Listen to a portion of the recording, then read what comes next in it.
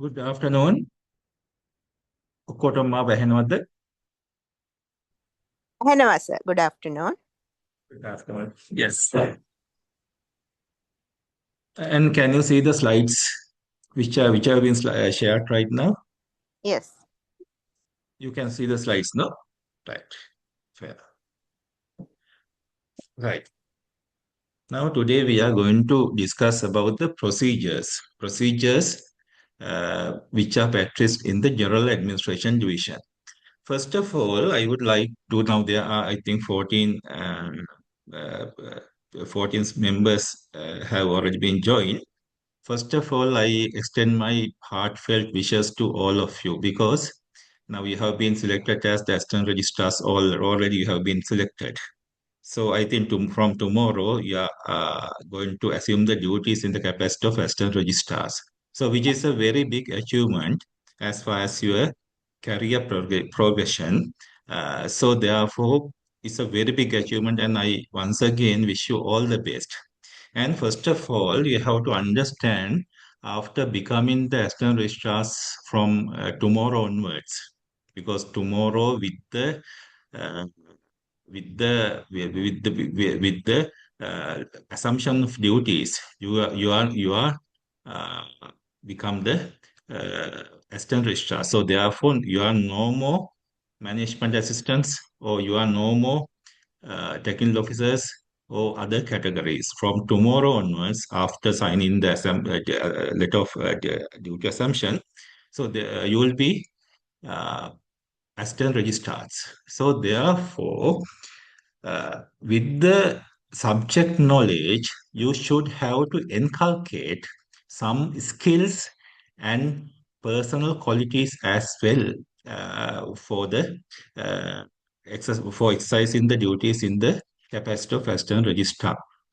First of all, you have to understand now you might be up to now you might be management assistants, up to now you might be technical officers, library assistants, or other categories. It doesn't matter, but tomorrow onwards you are going to be assistant registrars. So therefore, that you are jumping into a executive category.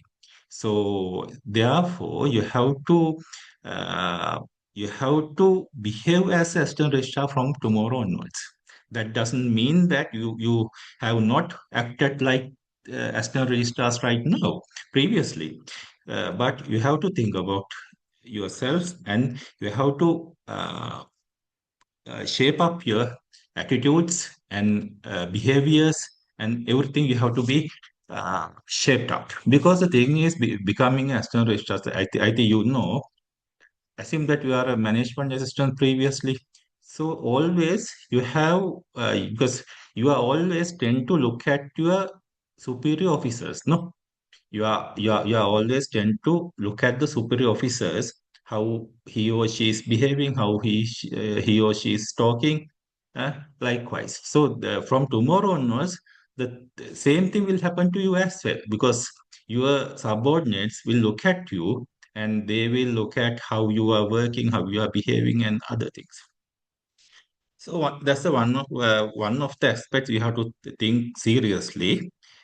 Other thing I have to inform that now when becoming assistant registrars, so you will be having uh, to sign a lot of documents, because the thing is your signature will be, I think, very important, and it will be very precious. Another thing is now, if you place the signature, if you place your signature in a certain document, it might be a voucher, it might be a letter, it might be anything. So if you place your signature, that means that you are responsible for that particular document. So you cannot say I signed because of that, like that. Those excuses are not acceptable at all. So therefore, from tomorrow onwards, you have to be very, very cautious, and you have to very responsible when you are signing a document, because you will be handing over a certain division from tomorrow onwards.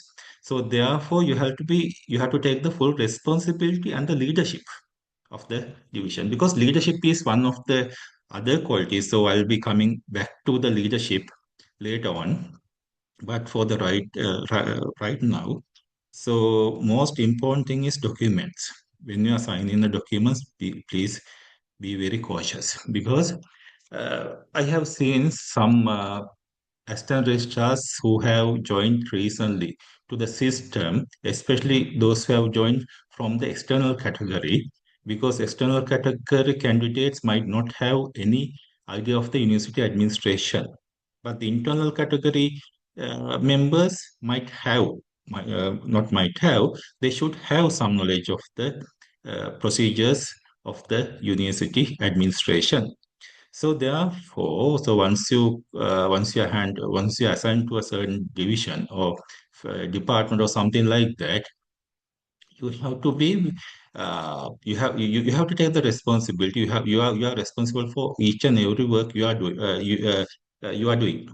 So therefore, my advice is now once a document comes to you, or once a voucher comes to you, or whatever comes to you, without trusting anyone, without trust your subordinate, you have to go through each and every word.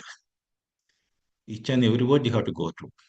If the file is submitted, if the file is forwarded for your signature, you see the minute placed by the subject clerk or the management assistant, and you see the pages and you go through the file, not each and everything. So you have to go through the file and understand what is there and see what if it is in line with the procedures. It is okay to sign before the before you sign. You have to see is it okay, because finally we cannot blame on our subordinates or whatever people. Finally, will be responsible.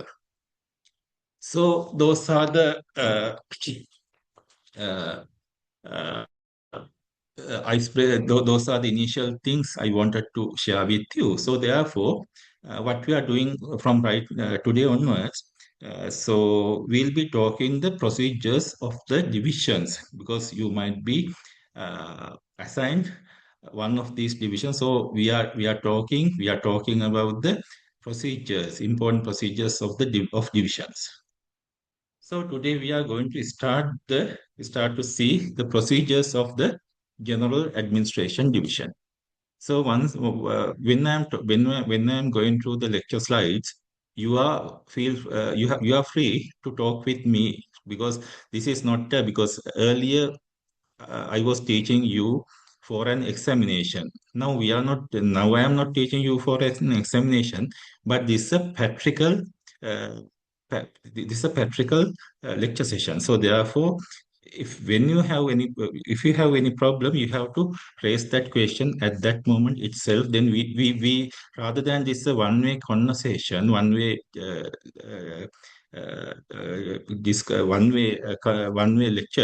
lecture series. So it's better uh, to have your contribution to this session as well. Okay. Now we'll see the procedures of the General Administration Division. So, is there any person who have earlier worked in the General Administration Division? Do you have any experience in working in the General Administration Division? I would like to know if there's any person who has that experience.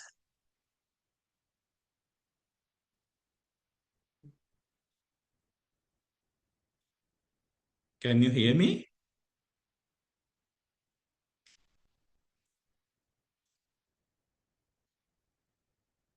I think you can hear me, no? Yes, sir, we can hear you. Yeah. Okay. Yes, sir. And You're you can see audible. my slides. Yeah. You can see the slides as well, no? Yes, sir. Okay, okay, Mr. Mukti. Nice to see you, Mr. Mukti. Okay. Right. So these are the basic. So I have listed out some basic operation in General Administration Division, because other thing is, I didn't have enough time to prepare the lecture slides at complete. But I managed to complete 80% of them. I managed to complete. So we'll go through the one by one, and we'll try to understand the procedures in General Administration Division.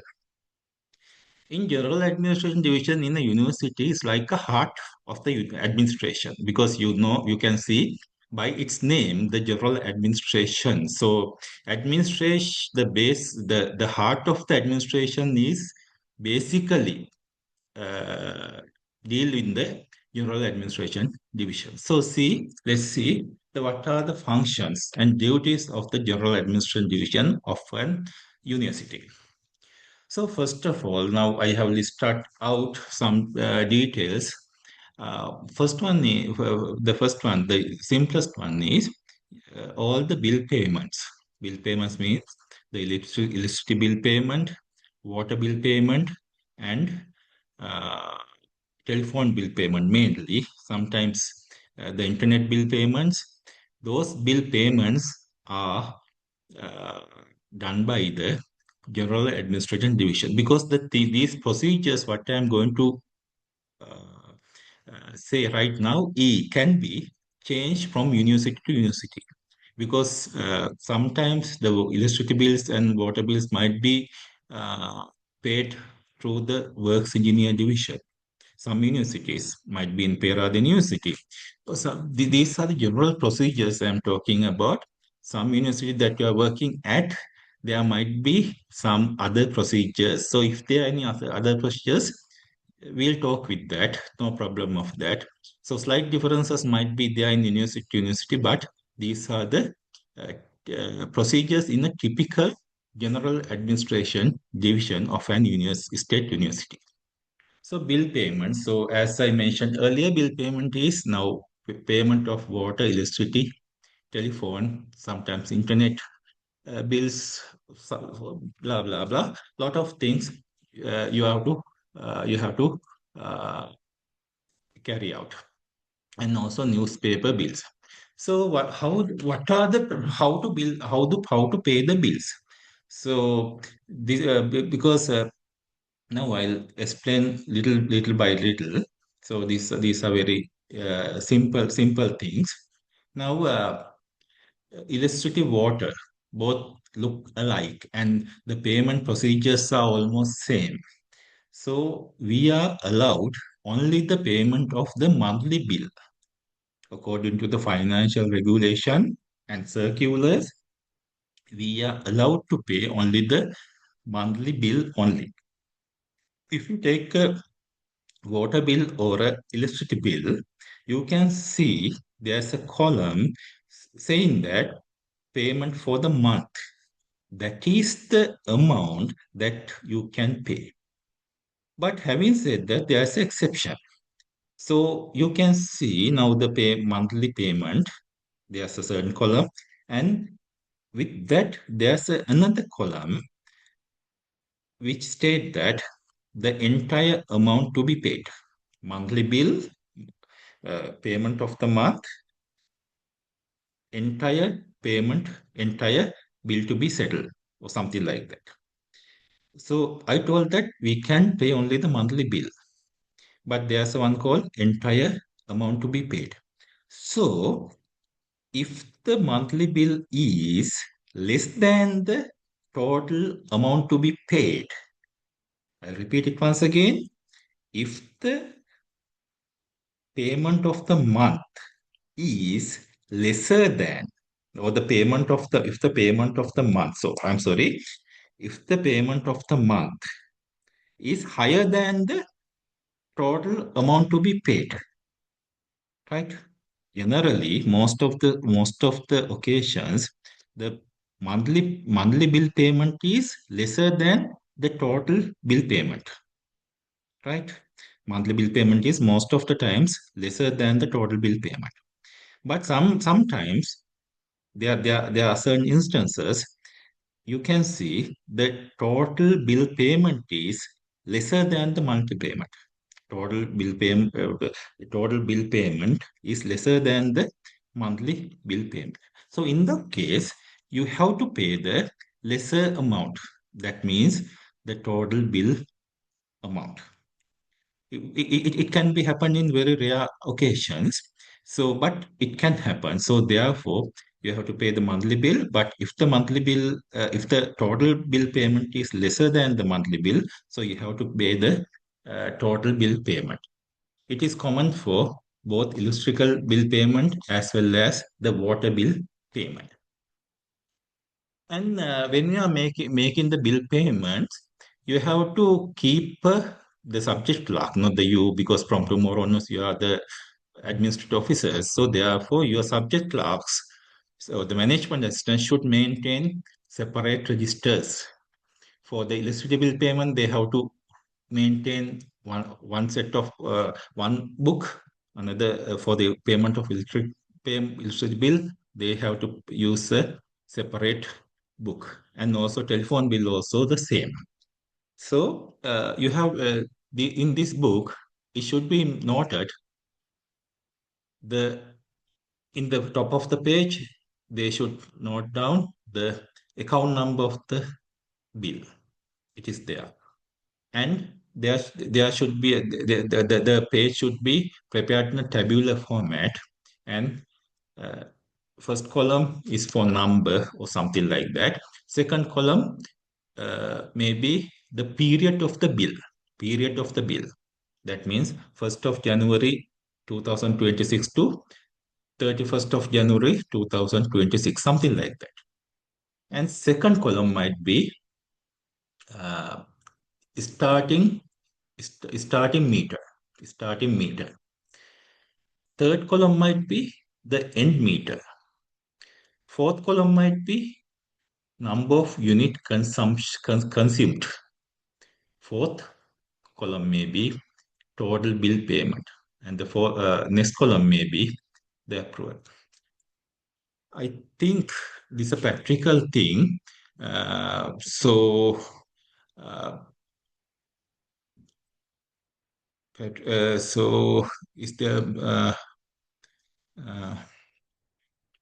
so I think you got the idea.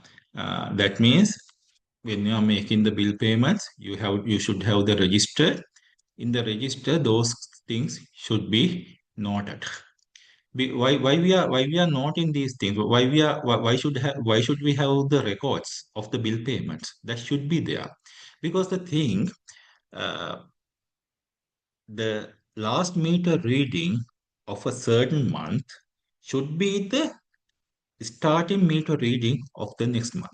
Say, for example, in the January month, the starting meter might be 100, 100. End meter might be 120. Then you can calculate the number of units consumption should be 20, no?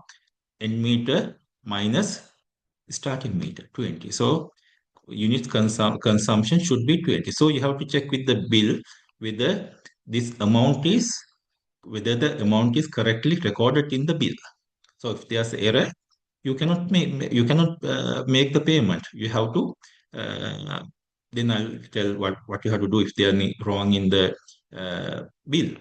So you have to check whether the amount of, that means the units consumption is correctly recorded in the bill. Other thing is from January, if the starting meter is 100, end meter is 120, then number of units consumed should be 20. Then the February month, the starting meter should be the same as the end meter of the previous month, that means January.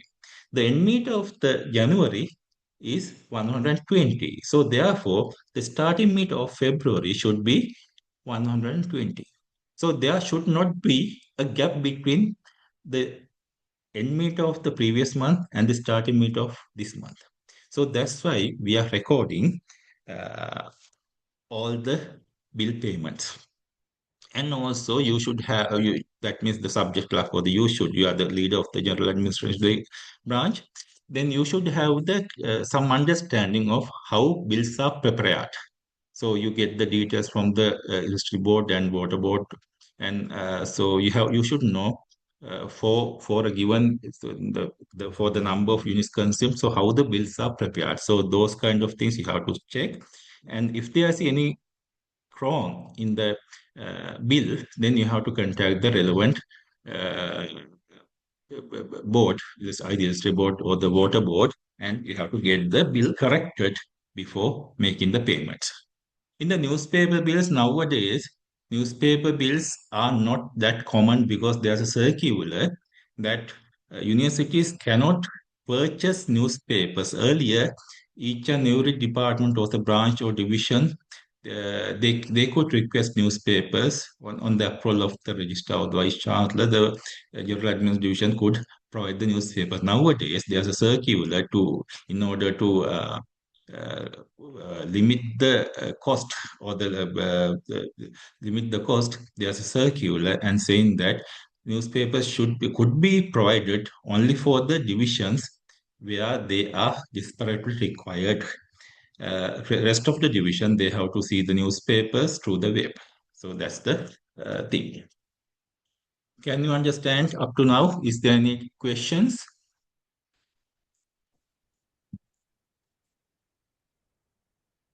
I think it's okay, no? Understood. And other Understood, sir. thing, yeah, Understood. can you Yeah. understand? Yes, Yeah. understood. Yeah, if there's any problem, you can interrupt me and ask the question, not like the examination sessions. So these sessions, you are free to interrupt me at any point and ask the questions. Okay. Other thing is in the general administration division are the service providing division. You know that there are services, and you know that in the procurement. So if you get the procurement in the procurement, which is one of the vital area in the university administration, and each and every officer should understand what procurement is, the procurement process. They should be all the officers should have sound knowledge in the procurement system and so on things. So in the procurement, in the Sri Lankan procurement, not only Sri Lankan but also procurement in the internationally also, there are procurement can be divided into four categories: procurement of goods, procurement of services, procurement of works, and procurement of consultancies. Okay, procurement of goods means the supplies divisions. What supplies divisions is doing is they are supplying computers, photocopy machines, everything, each and everything you can ask the supplies division to supply them. So those supplies division is engaging with the goods, supplying of goods. That means they are engaging with the procurement of goods. Then we have this procurement of services.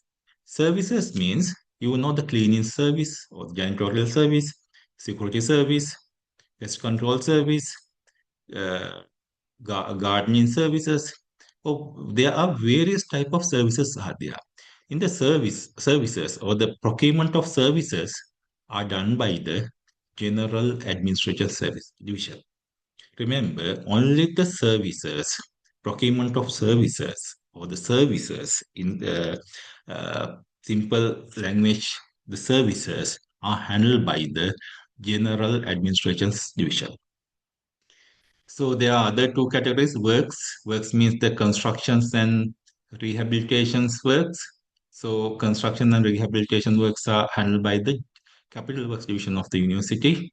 And the consultancy services, services could be handled by either the uh, consult services could be handled both by the Capital Works Division and Supplies Division, depending on the requirement. But the services are totally handled by the General Administration Division. So therefore, as you are the leader of the head of the General Administration Division, so you should have the sound knowledge about the services of procurement, procurement of services. So procurement of services. So there are, as I mentioned earlier, there might be janitorial services, or you call it as a cleaning service, security service, pest control services, and everything are everything should be handled by the General Administration Division. So let's see how we can procure a service. Now, if there's a requirement of a janitorial service or security service or any other service, you cannot just go to a vendor and get the service for the university. That's out of the procedure in the procurement guideline. So when there's a service requirement is there, what we have to do is we have to adhere to the procurement process. So say for example, if you need, you have the requirement of one of these services, then what you have to do is you have to follow the procurement guideline. There are two documents. One is procurement guideline and other is procurement manual. Those are the two texts that you have to follow when you are engaging with the procurement process, either service, goods, works, or whatever thing. All are ruled by the procurement guidelines and the manual. So therefore, if there's a requirement of procuring a service, cleaning service, janitorial service, security service, whatever thing, what you have to do is you have to call tenders. We are not using the word tender now. We call bids. Bids means you know what it is. Bids means in Sinhala we call lansu. Lansu කැඳවීම. Lansu. මිල ගණන් කැඳවීම. Right? Calling bids for the prospective bidders. Uh, from the prospective bidders, you can call the bids or you can call the quotations. So there are a lot of method of calling quotations. So it takes long time to, if I'm discussing the process, it takes long time. Then I have to teach the procurement procedure also. In future, if I have time, I'll explain you the procurement procedure one by one in the simplest way. So for the time being, you remember there are so many different ways of calling bids, depending on the um, cost estimation or the price of the service. Tentative cost estimation, we call a TCE, tentative cost estimation. So now before calling a service, we should have some kind of tentative cost estimation, uh, getting from some expert person. It might be from works engineer, it might from PHI or something else, some other person, or we might get the idea from by looking at the previous service or something like that. So we should have the tentative cost estimation. We should have some kind of estimation how much we have to pay tentatively, how much uh, should we have to pay for this service once we obtain the service. It should not be a exact amount. Some tentative cost estimation should be with you before calling the quotation. So depending on the cost that you are going to deal with, the procurement process or the quotation calling process, bid calling process might be different. So if the cost estimation is lower, you can go the shopping procedure. If the quotation price is higher, something like janitorial services, security services, or some other services, because the cost of the security service and janitorial service are a little bit higher. So therefore, in that case, you might go to the NCB procedure. That means National Competitive Bid Procedure. So likewise, the calling of quotation, the method of calling quotation might be differ uh, due to the based on the cost. Then, however, you have to call the bids. Uh, might be you can in the shopping procedure you can call quotation from registered suppliers. In the NCB procedure, you have to National Competitive Bidding Procedure. You have to publish in the newspaper and call quotations. So depend on the uh, uh, cost estimation, and you have to then you have to prepare the bid document. Now, currently, we are not calling as bid document. Bid document, the term bid document is not much used these days. After the 2024 procurement guidelines come into the action, the word bid document or the bid document is not much rarely, is not much frequently used. Can anybody say what is the uh, what is the terms we use for the bid document right now these days?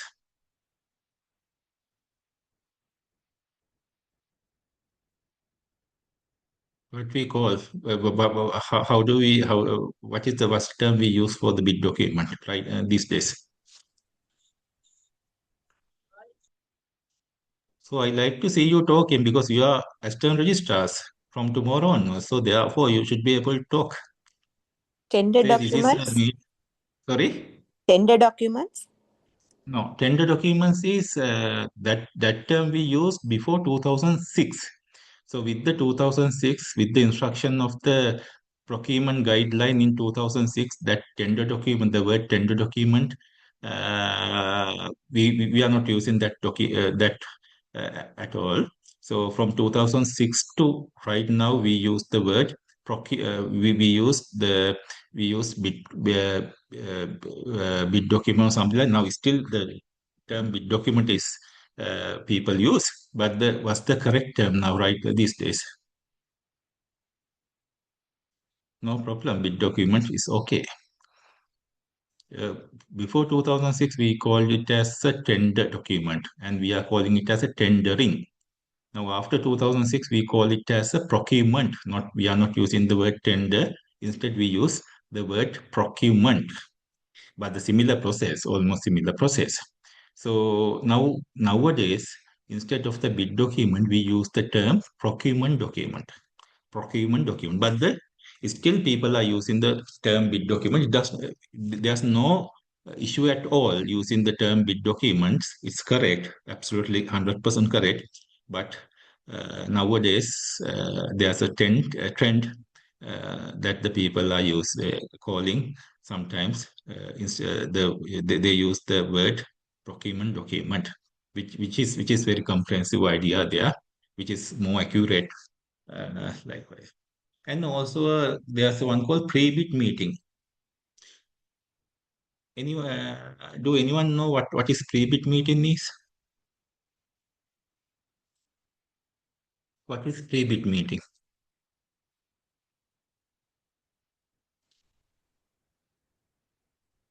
What is pre-bid meeting?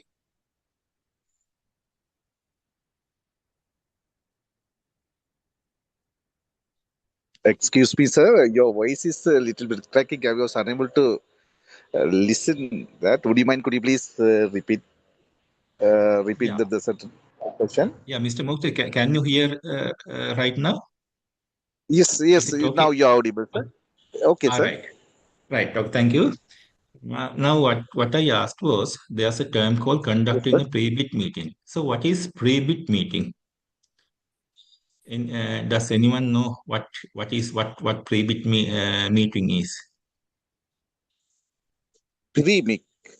Pre-bid meeting, pre-bid meeting. పూర్వ లంసు సాකච්ඡාව. නැත්නම් රැස්වීම.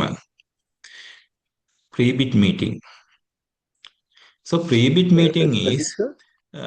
Sir, these spelling, terms you sir. have to, yeah. Is Sir, anyone want spelling, to sir. try? Pre-mix. Pre-bid Yes. meeting. You can see the slides, no? You can see slides, no? Yes, sir. This is Right. Okay. the Yes, term yes, yes. that I highlighted. Can you see Yes, that one? yes, yes. Yes, yes. Yeah, Pre-bit. Pre-bit. pre-bid. Okay, sir. Pre-bid, yes. What is the meaning of pre-bid meeting? Actually, I'll explain you. Pre-bid meeting is now, uh, say for example, now we started the procurement process, either for procuring a good service, work, or consultancies, whatever it is. It might be anything. So, say now in our context, when now we are talking about general administration, under this context, Say, for example, we want to get the service of a cleaning service or the janitorial service. So what we are going to do is, first of all, uh, uh, under the section A here, I mentioned that you have to call bits. You have to advertise and call bits, call quotations or bits, whatever thing. So before calling the quotations, you have to prepare the procurement document or the bid document you have to prepare. I think you have seen a bid document. So if you want, I can show you a bid document later on.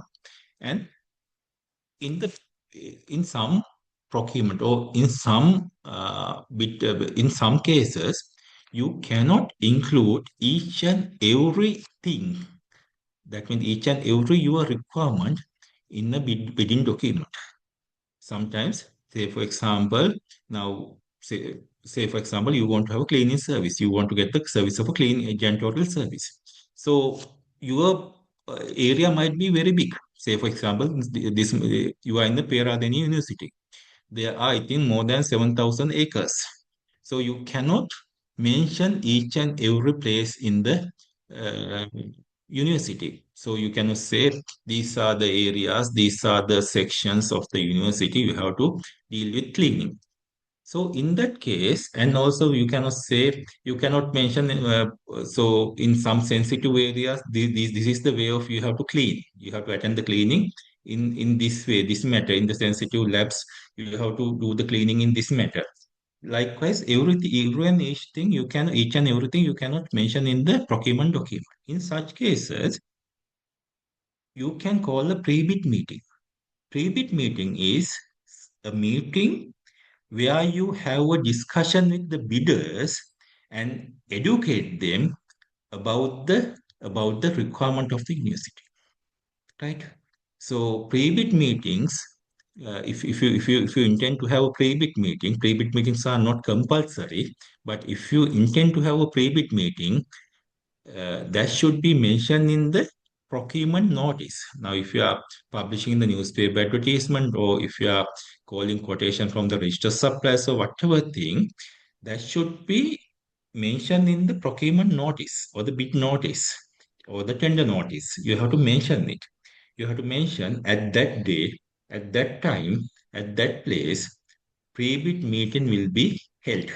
So therefore, you may come to the meeting and get the additional information which are not listed in the procurement document. Practically, it is impossible to document each and everything in the procurement document because it will be very bigger. So therefore, in such cases, but if you intend to have procurement pre-bid meeting, it should be mentioned in the bidding notice.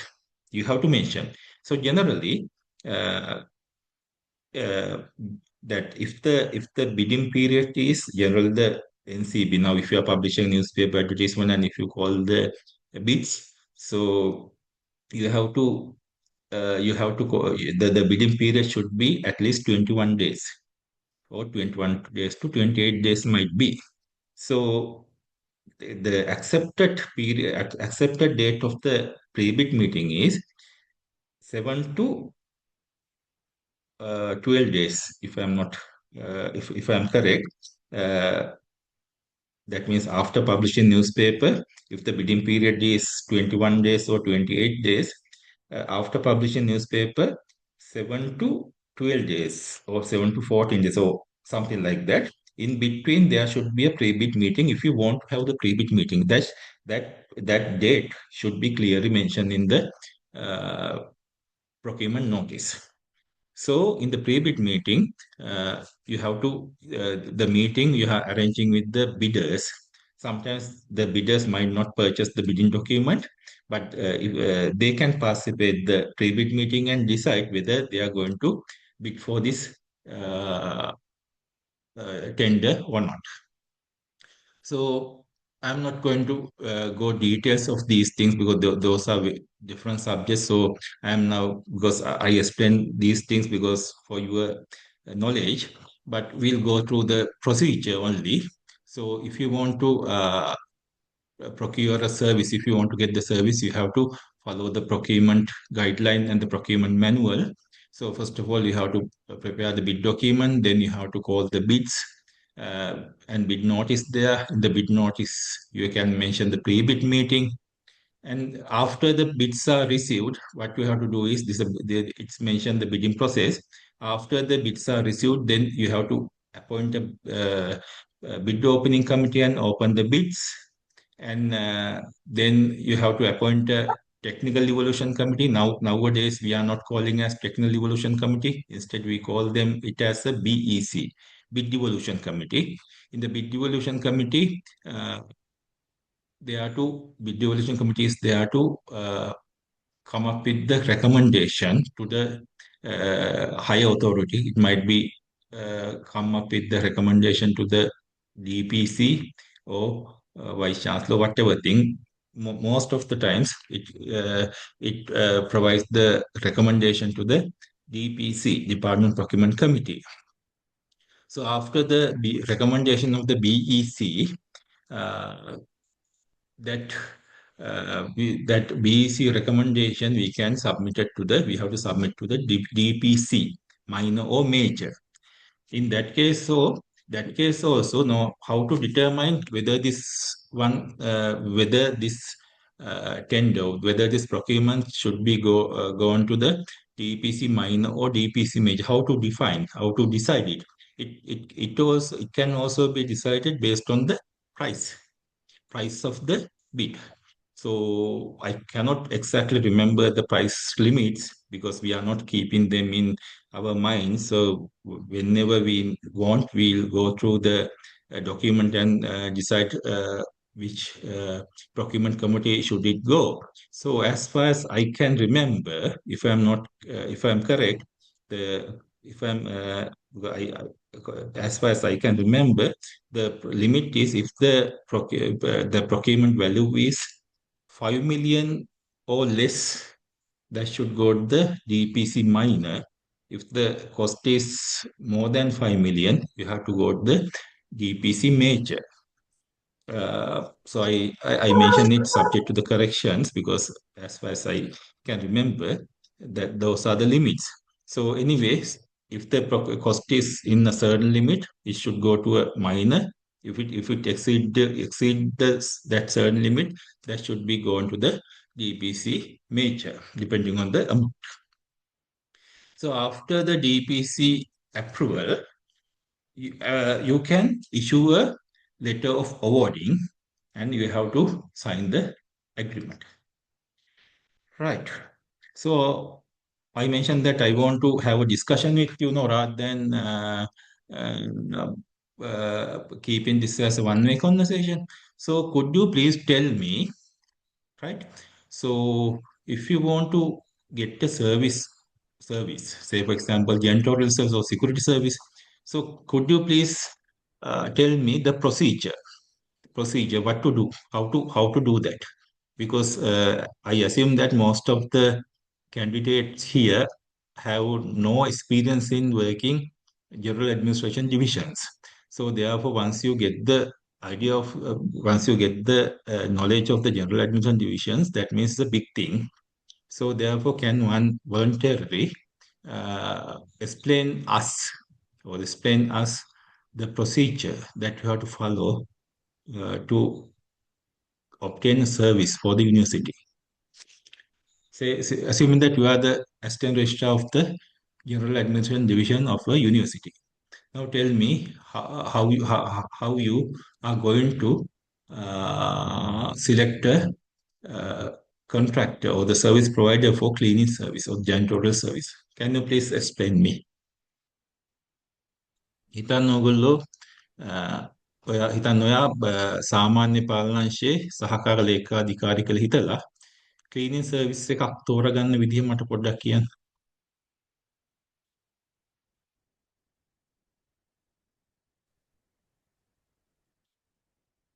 වැරදුනට කමන්නේ. It doesn't matter you make mistakes. I just want to have a conversation with you. Of course, sir. Although I'm from the library sector, library field, Yeah. but I can Yeah. explain as much as possible, sir. First Yeah. of No all, problem. Yeah. we should make the advertisement, publish the advertisement. Yes. Uh, then we should we should certain area. What are the clean, we should clean the Yes. and the whole scope. What are the duties they must do that, Mm. and then uh, then will call. Then we should open the Yes. finally we should Yeah. Yes. Yes, Mr. open. Mukti, I can understand you know the procedure.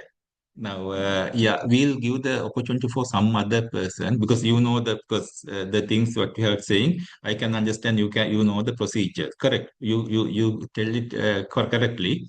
So I would like to see one of other persons talking because now the always I'm saying that you are from tomorrow onwards you are going to be assistant registrars. So say for example this you are in a forum with the vice chancellor. uh, so if when the vice chancellor asks you a question, you cannot keep your mouth shut. You have to say something, no? Not say something. You have to say logic. You have to think and answer logically. So say for example now, assuming that you are in the same situation, assuming that I am vice chancellor asking you a question. So can Mr. Mukti answered? That's very good. I would like to hear someone else answering the same way.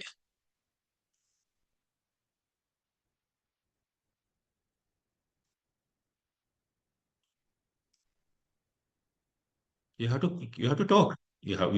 Please feel free to talk.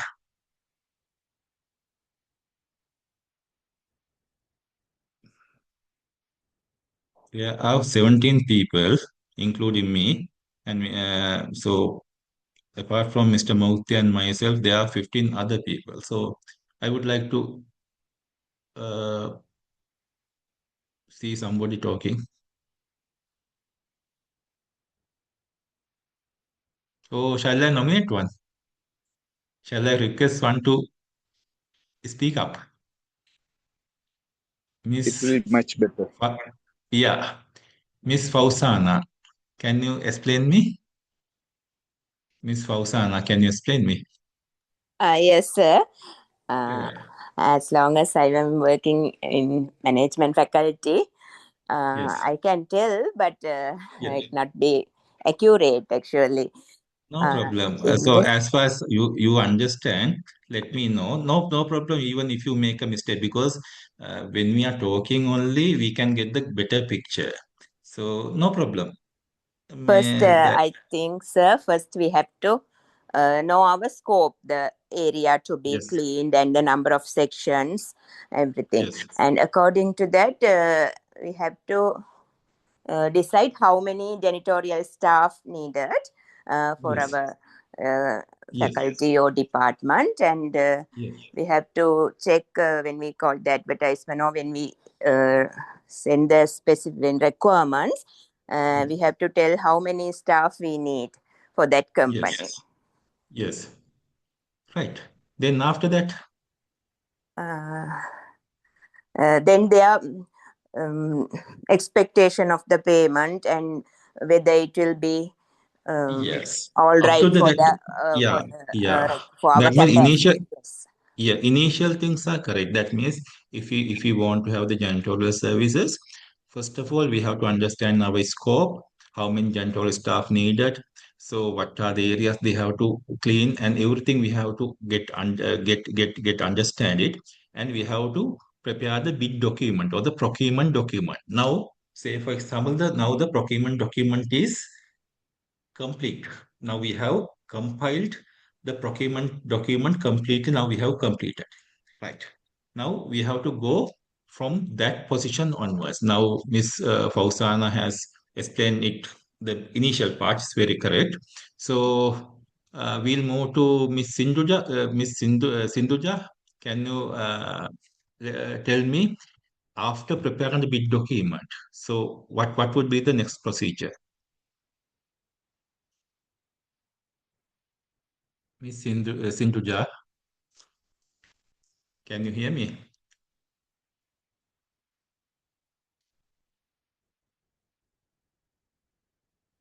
Miss Sindhuja, yes,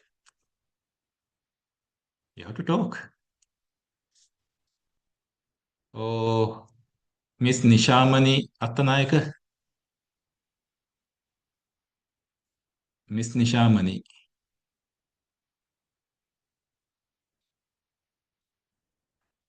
Doesn't matter even if you make mistake, no problem.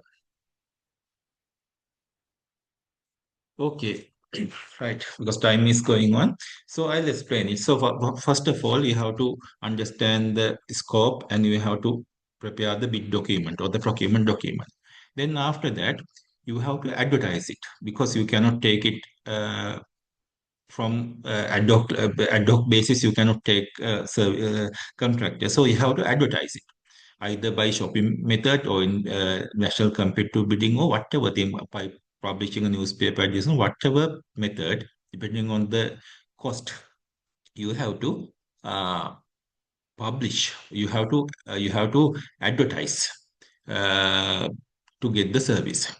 So after advertising, all right, on first one is understand the scope, prepare in the bid document. Now bid document is there. Third one is you have to advertise it. You have to advertise it. You have to advertise it. You have to advertise it. So after advertising, if you want to have a pre-bid meeting, you can have a pre-bid meeting. Pre-bid meetings are optional, not compulsory. So uh, after advertising, so before the advertising, you have to appoint a bid devolution committee because the bid devolution committee is there to evaluate the bids and come up with the recommendation. So first of all, you understand the scope, prepare the bid document. Number two, appointment of the bid devolution committee. Okay, now that one is there, and you publish the newspaper advertisement. So after publishing a newspaper advertisement or after publishing the advertisement, you are receiving bids. You are receiving bids from the service providers.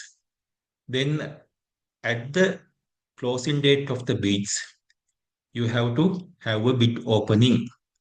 Now, after the bid closing date, at the date of the bid closing, there should be a bid opening. Thereafter, we submit these bids to the bid evaluation committee. Bid evaluation committee takes a recommend. Bid evaluation committee come up with a recommendation, and they are come up with a recommendation, and they recommend. Right now, there are 15 bids. We received 15 bids from different service providers, and out of which this particular service provider is better, and uh, we recommend university to take the service from this particular one. Say for example, we call the bids. We received 4 bids for the easy understanding. We say that we call the quotations, and we received 4 bids. A, B, C, D. 4 bids we received, and after opening the bids, we submit these bids to the bids evaluation committee. After evaluating the bids, prices and other things, then bid evaluation committee come up with the recommendation, right? Having evaluated the bids received ABCD from the ABCD companies, bid evaluation committee recommends to get the service of the company C as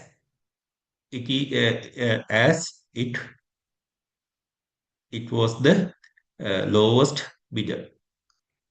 Something like that, they come up with the recommendation.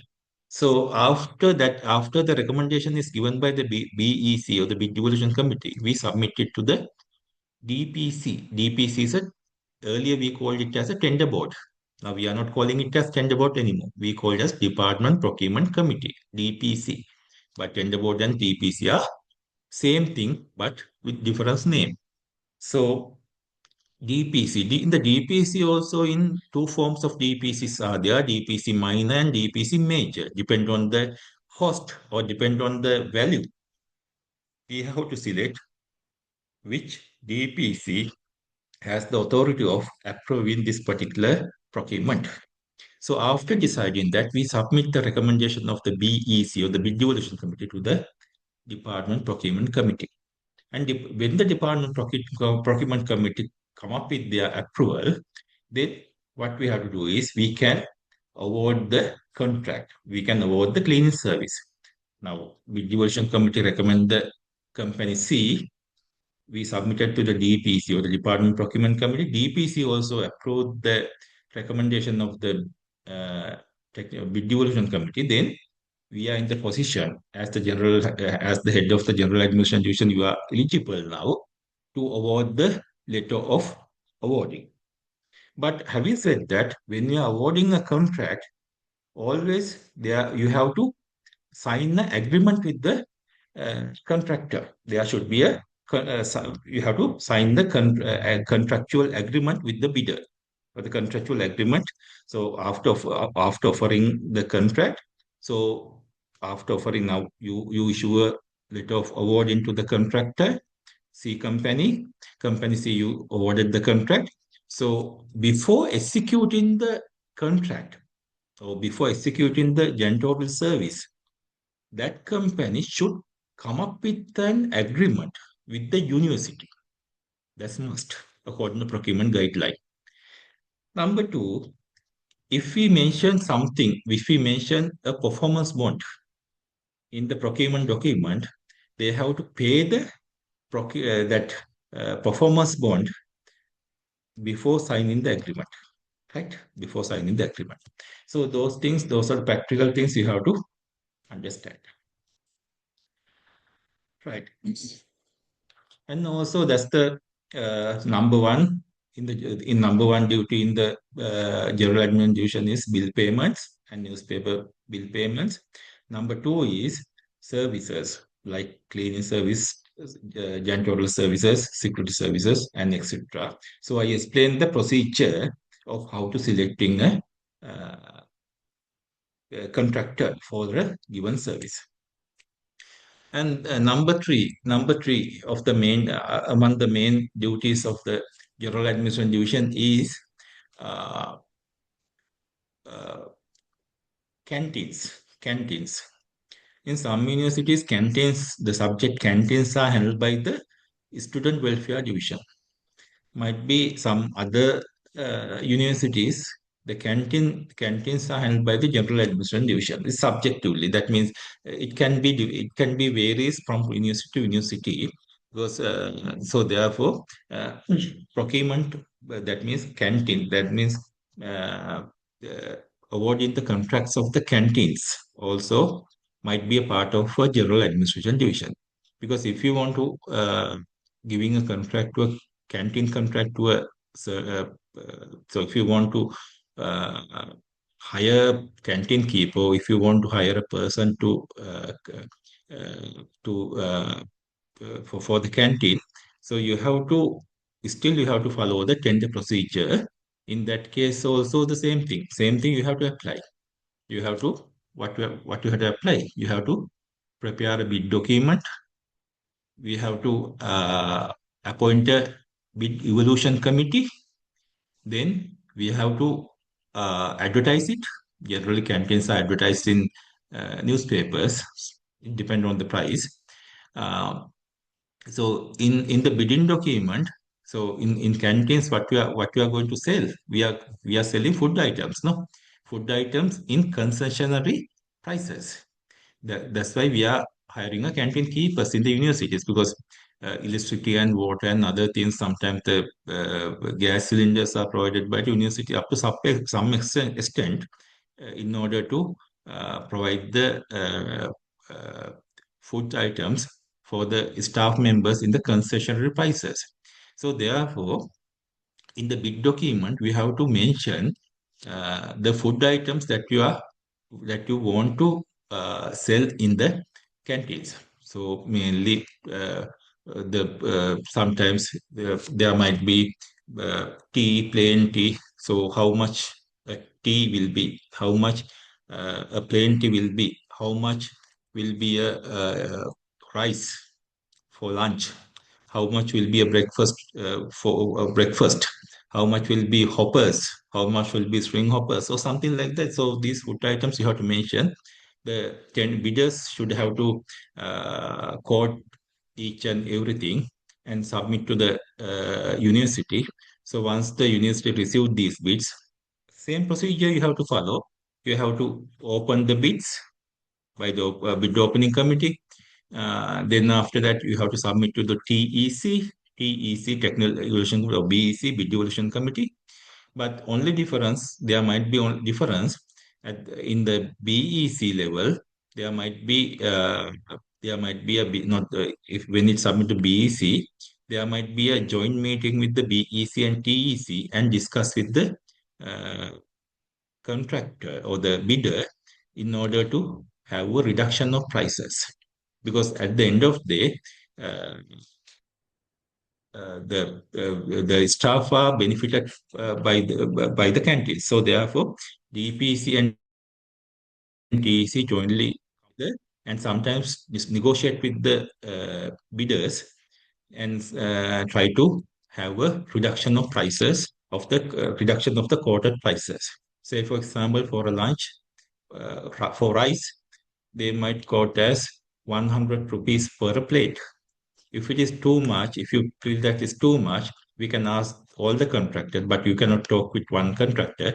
You have to talk with all the bidders, not the contractor bidders, and we can negotiate and we can have a maximum reduction if you want.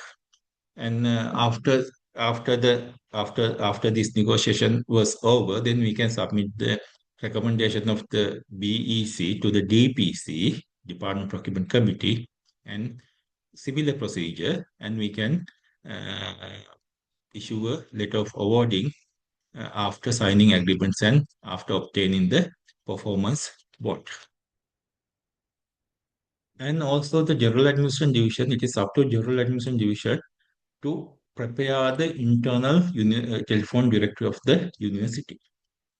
And also all the advertisements. All the advertisements are published by the General Administration Division because that can also be different from university to university.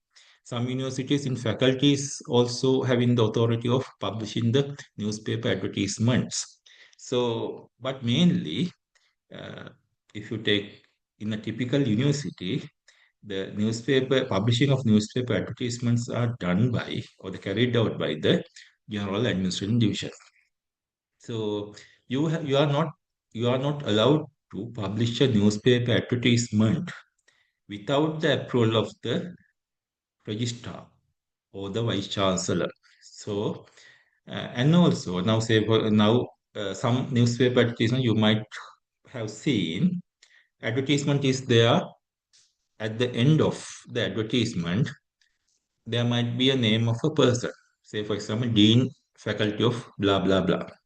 Uh, this advertisement published by the Dean of a faculty. Advertisement is there underneath. Uh, mention that Dean, Faculty of Management Studies or something like that. So, in that case, the consent of the Dean of Management Studies should also be there. Either that particular advertisement should have been submitted by the dean himself, or some other person might have submitted that particular advertisement with the consent of the dean. So because the dean's consent is not enough, you have to get the approval of the registrar uh, prior to publishing the newspaper advertisement. So that's very important. If you have been appointed as assistant registrar in the General Administration Division, do not publish any advertisement without the approval of the registrar. That's the basic requirement. Another thing is railway warrants, issuing of railway warrants. This is also done by most of the instances issuing of the railway warrants are carried out by the general administration divisions. But some universities I have seen, the non-academic establishment division or the establishment divisions might be handling that particular subject. That depends on the university. So depend on the university, these subjects might be altered little bit, but generally general administration divisions are issuing railway warrants. Uh, Railway warrants. Now, if you are issuing railway warrants, now if I want to talk a little bit of the issuance of the railway warrants. Now, railway warrants we can issue in private purpose and also we can issue the railway warrants in official purposes as well. When we are issuing the warrants for the private purposes, we can issue them if it now can there might be a person who is requesting a railway warrant. So if he is requesting railway warrant to go somewhere by the train, but that journey should lie on a holiday because you cannot issue a railway warrant for a working day except if he has get his leaves approved by his head of department and uh, annex a copy of the leave application with the railway warrant application. So unless that, because if he has not done that one, we can never issue a railway warrant for a person on a working day, right? So can someone explain me? Can someone tell me the procedure of uh, issuing railway warrants?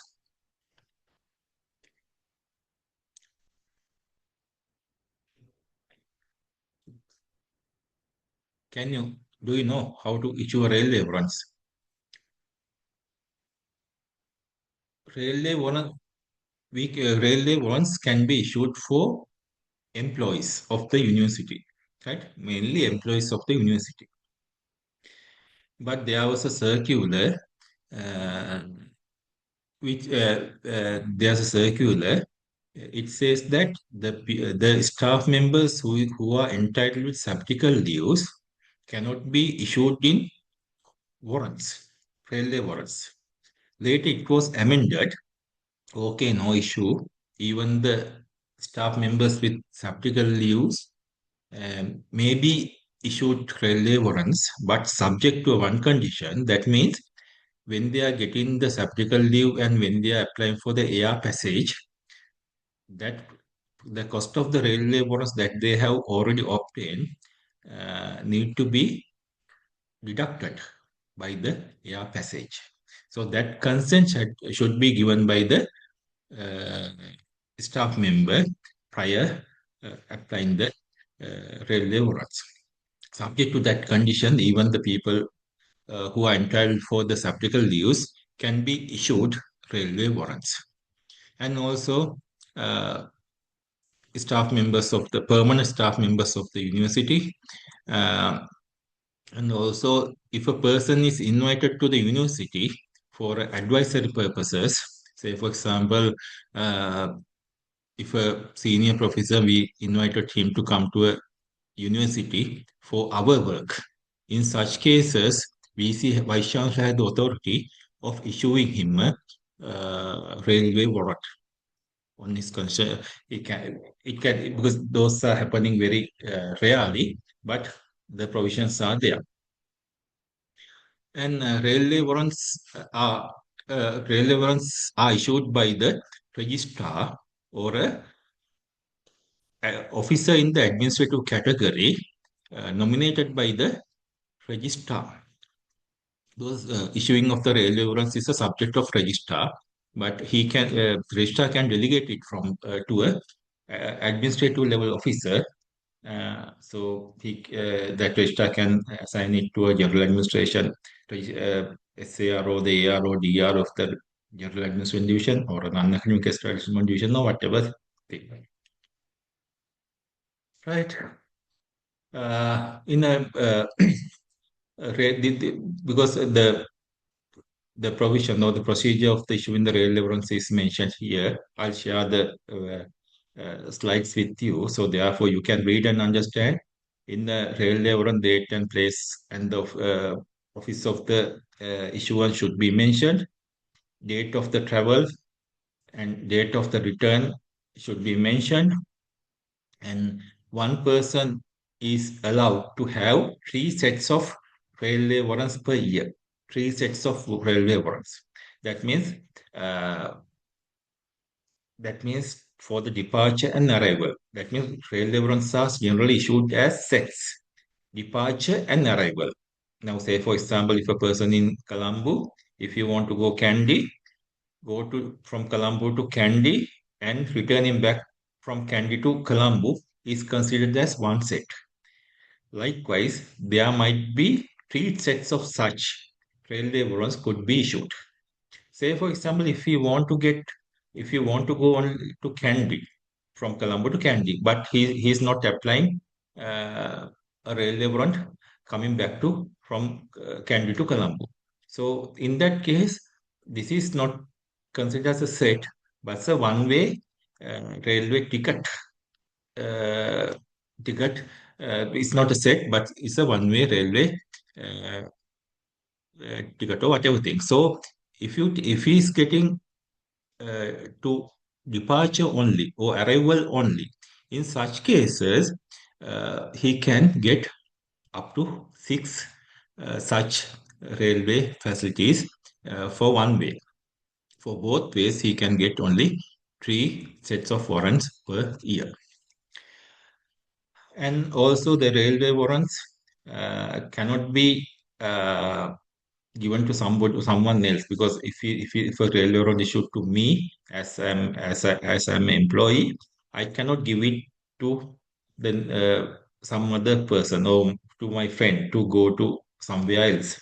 So if that is caught, it is considered as a fraud, and you will be punished for the financial fraud. You might be even dismissed in such cases. So, railway warrants can be used within 7 days because from the date it issued from the university.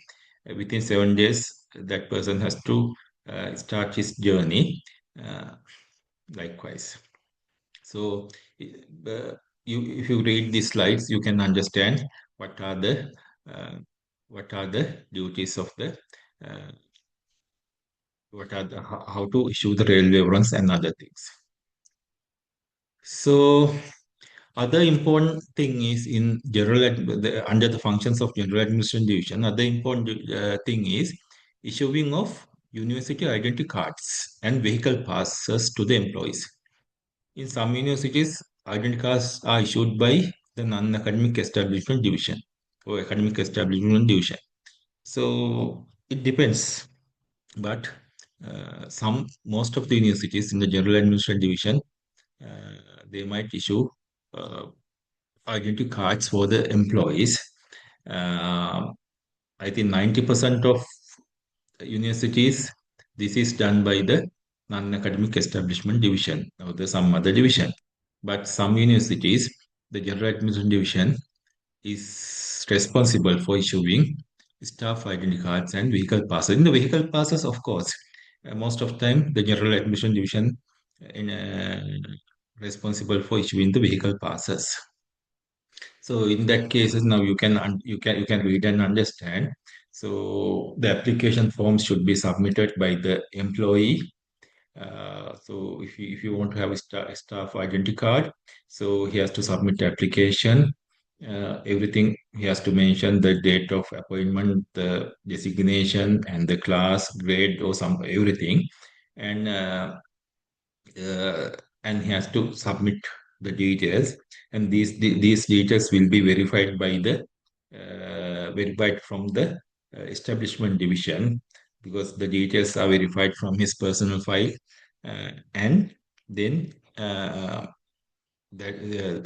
relevant person could be issued the staff identity card. If his designation is changed, he can once again reapply for the staff identity card, but in such cases, he has to return the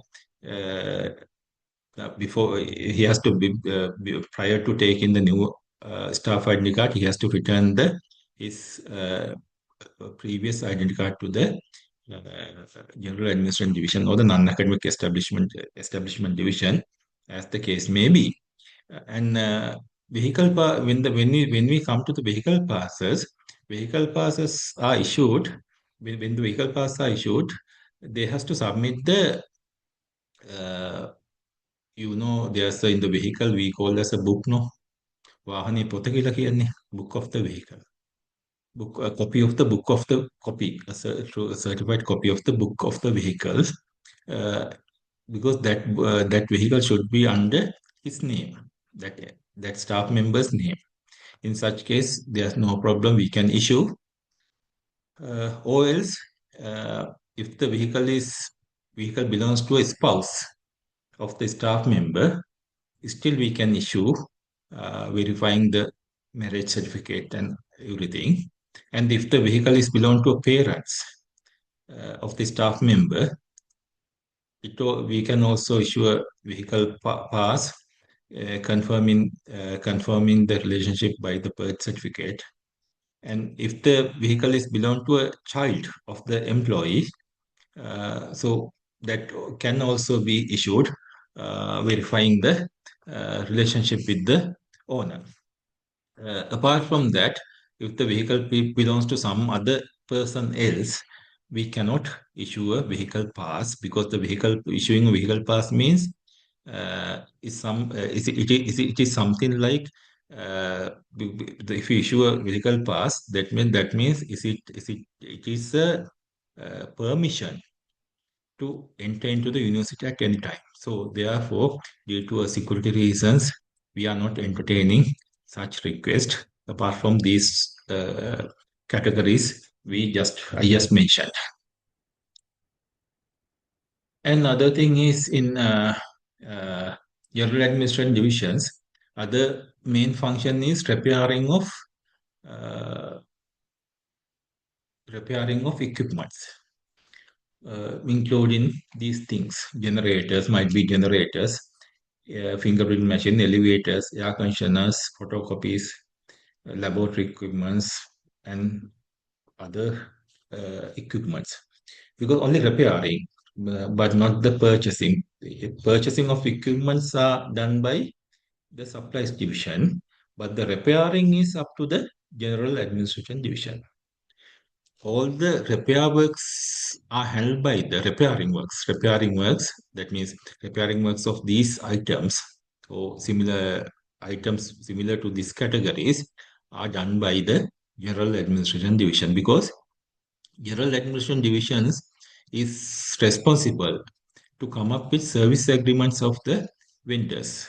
Now, once a photocopy machine is handed over to a certain division, uh, there's a warranty card there. No? That warranty card should comes to the general administration division. During the warranty period, all the repairs and other things should be done free of charge. So if something happened to that particular device, general administration division can get it done from that particular service provider free of charge during the period of warranty. After the warranty period expires, it is up to the general administration division to come up with the service agreement with that particular uh, service provider. So, under service agreements, there might be some free services, number 4 or 6 free services per year, attending the repairs on demand or something like those kind of facilities might come, but the repairing of such equipments and after the warranty period come up with the service agreements should be done by the general administration division. So how to repair the equipments? What are the procedures to follow? Uh, so once the once if there's a malfunction of the equipment, So general administration division will be informed by that relevant department. Say, for example, if the photocopy machine is not working, that head of that department will inform the general administration division.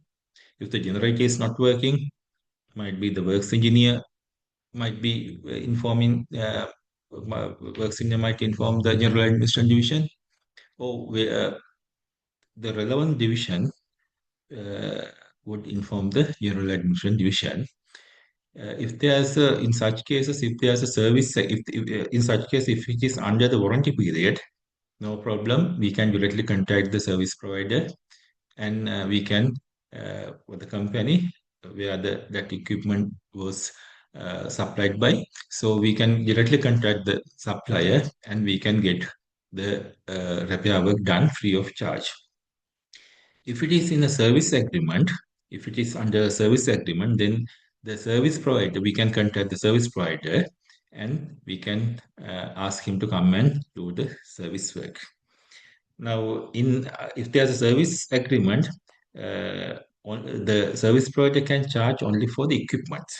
If it is under the warranty period, he cannot charge single cent of money for anything.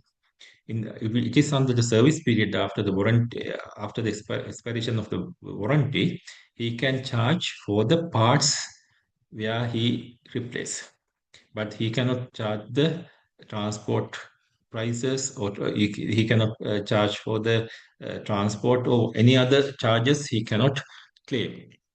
Only the parts for the he can claim for the price for the parts only if it is under the service agreement. Sometimes the equipments might not be. Sometimes some equipments they might not have the capacity of repairing within the university. They might take this equipment to their company and do the repair work. In that case, so if you want to let the service provider to take your equipment to the out of the university, in such cases you have to issue a gate pass. Otherwise, from the security points, service provider might not be permitted to bring that equipment out of the university. But before giving the service, before issuing the gate pass, you have to see the procedures in your own university. Some universities, the head of the general administration division can grant the permission to take the equipment out of the university premises. But some universities, you need to get the approval of the registrar before signing the gate pass. That depends on the university to university. But so whatever procedure you followed in your university, it is always it is up to your duty to keep a record. And when you are handing over the equipment to the company, you have to get the invoice or receipt from the that service provider, and you have to keep it filed properly, and you have to keep a note the date where the equipment was taken to the company or something like that, because it is your responsibility to keep a proper record.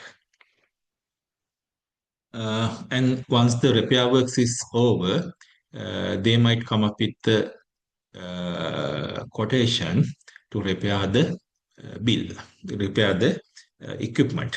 So in that case, now say for example, now they check the machine, and they can mention to repair this machine. You have to pay this amount of money. So it also depends on the universities. You have to get the approval of the registrar, or sometimes there are some universities there might be a certain limit can be approved by the registrar. Above that, you have to go to the vice chancellor or something like that. So subject to that, you have to get the approval of the registrar or the vice chancellor, depending on the case, and you can grant the permission to repair the uh, uh, that particular device. And in that case also, so you can get the in if the quotation is too high or something like that, before granting that approval, you have to ask the relevant head of department where that particular machine uh, was you have to ask from the you have to get the consent or the recommendation of the head of department where that particular machine was located at, whether to get it repaired for such this amount is worthwhile or not. Or else you can get the approval in some equipments. You have to get the approval from the recommendation from the works engineer or the electronic engineer or whatever person who has the knowledge of that particular equipment get the recommendation, and you have to confirm that whether repairing of this machine for this amount of money is worthwhile or not, or it's better to go to a new equipment rather than getting it repaired. Because some older machines, if there's no point in getting repaired of the very old types of machines. It is always because even you get it repaired, uh, after a few months there might be another repair. So and also technology of these machines might not be good enough to cater the services of, or sometimes the parts are obsoleted. So under in that cases, you have to decide with the recommendation of the opinion of the expertise whether you are going to repair the machine or go for a new one.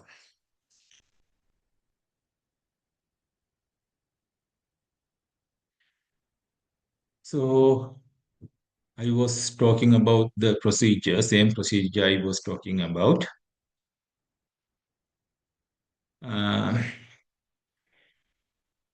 and also it is a duty of the General Administration Division to refill in the fire extinguishers. Fire extinguishers, that also a part of the duties of General Administration Division.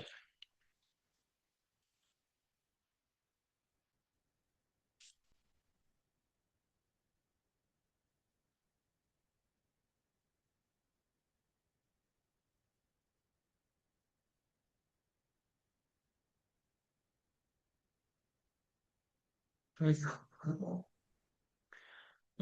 Then there are some more.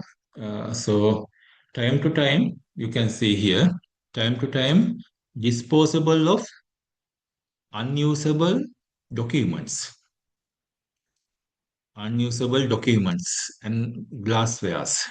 It is also part of the uh, General Administration Division, because in the valueless documents, documents, the obsoleted documents might be in two categories.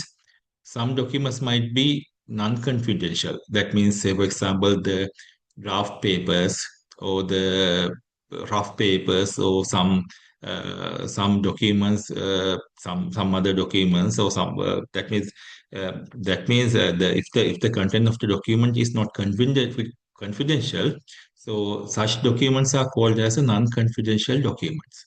But some documents might be there; they are now obsoleted, but the content is confidential. Say, for example, the Senate minutes, the council minutes, faculty board minutes, medical reports of an employee, medical reports of students. Those kind of things are very sensitive informations, and those are considered as confidential documents. So you should have there are ways of disposing such items. So I think if you can remember when we were preparing for the assistant registrar examination, we conducted a session about how to dispose such valueless or the valueless confidential and non-confidential documents. So that there's a procedure. So in a non-confidential document, no problem. So if the non-confidential documents, if you want to dispose that particular relevant department should declare these as non-confidential documents, and they have to guarantee that there's no use of these documents. And also the that particular division should certify and submit. In such cases, you have to get the approval of the registrar and you have to dispose them. For the disposing also, according to current regulations, we have to sell these non-confidential documents for the paper corporation. You have to sell for the paper corporation. You can because they have some fixed prices, and that price per kilo or something like that, they pay that price and take the non-confidential documents for the recycling processes of papers. And confidential document also, confidential documents, what you have to do is uh, generally, so same procedure is followed some most of the universities, but there should be a person from the university should be nominated to monitor the because in the that confidential documents, if you want to dispose it, so you can dispose by in the same procedure, but the officer from the university should go to the site, and they have to observe and certify that these confidential documents are properly disposed or disposed or destroyed by the paper corporation or not, because he has to certify it. And there are some other duties of the General Administration Division. That means issuance of the uniforms. That means uniforms, because some categories of the staff members are issued uniforms. Security people, sometimes drivers, work set, laboratory attendants are given safety shoes, and protective clothing so for some categories of staff members. So those kind of things are handled by the General Administration Division, because there are circulars, the length of the clothing, so length, the amount of materials to be supplied, and so other things. There are circulars. Based on these circulars, General Administration Division is the one who is handling this thing. Can you understand up to now? Because I Yes, feel sir. that you are boring. No, sir. No, sir. No, no. Understood. Understood, sir. Because Understood well. these are not the interesting area. Yeah, okay. Because someone get Yeah. the understanding with the practical with the practical experience only you can get it understand it. But okay. Uh, So we talked about the issuance of uniforms and protective clothings and shoes, protective shoes and clothings and other things. Uh, and also sometimes, because I told that some activities are handled by the general administration. Sometimes those might be handled by the non-academic extracurricular division. Sometimes the trade unions and welfare societies might be handled by the general administration division, depending on universities. And this one is a main duty of a general administration division. Conducting board of survey is compulsory done by the general administration division. This one,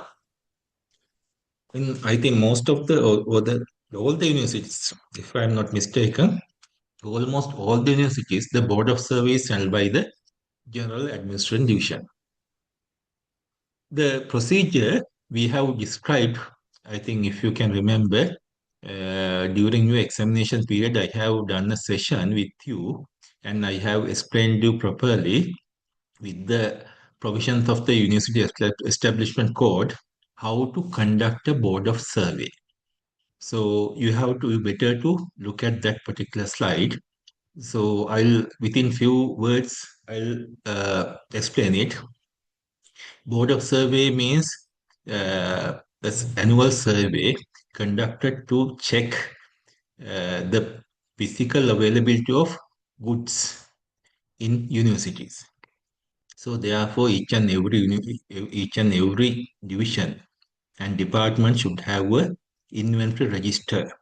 So board of survey is generally conducted annually.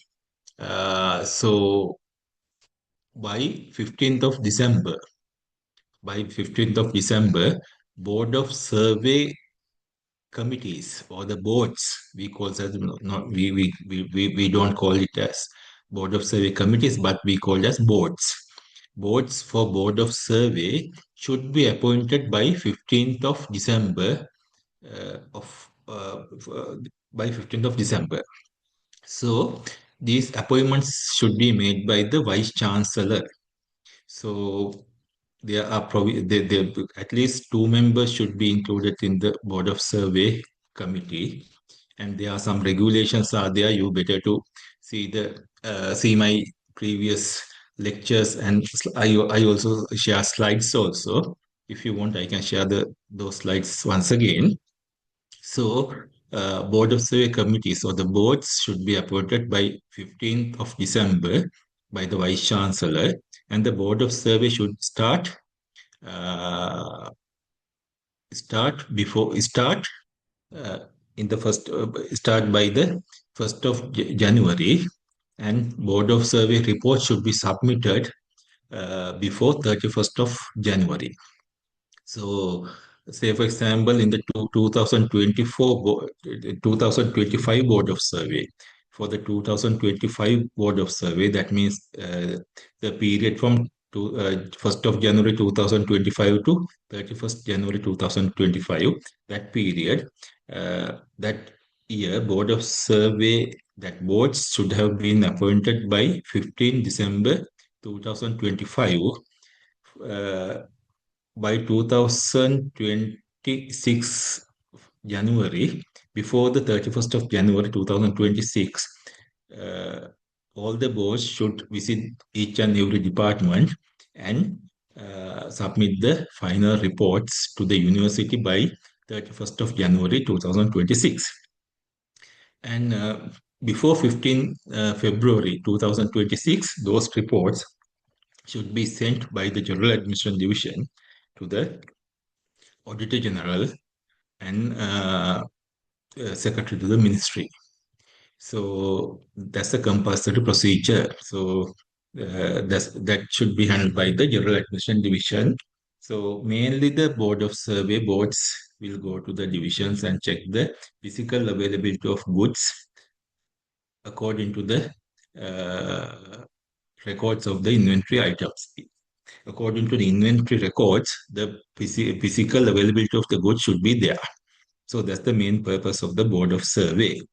If the goods are not physically available, that should be recorded in the forms. There are three sets of forms.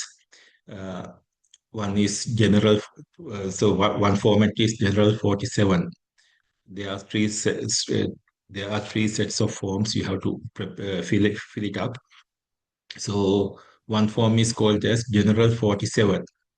In Sinhala we call Podu 47 ආකෘතිය. There's another form there, that is form uh, Treasury and Audit 66, TNA 66. විගණන 66 ආකෘතිය ඊළඟ එක. And there's another one. So these formats should be filled and submitted to the General Administration Division. So if there's a shortage, there might be shortage, there might be surpluses. So depending on shortages, if there's a shortage, you have to ask the reasons from the relevant division. And if there's a if there's a if there's no justified answer, you might appoint a investigation and depending on the report of the investigation, you have to take action. So, likewise, so many activities are relating with the board of survey, and in the board of survey, if they detect the items which cannot be used anymore, disposable items, then you have to get it checked by another committee appointed by the vice chancellor. With the that committee should comprise with the subject experts of that particular equipment. Say, for example, if the boards recommends to discard or the disposed furnitures, you might include the works engineer as a committee member because he has the specialized knowledge of those kind of equipment. If a certain board recommends to discard or the dispose computer items, you might include the uh, lecturer lecturer who's specialized in the IT field, or you can include the IT specialist for the committee.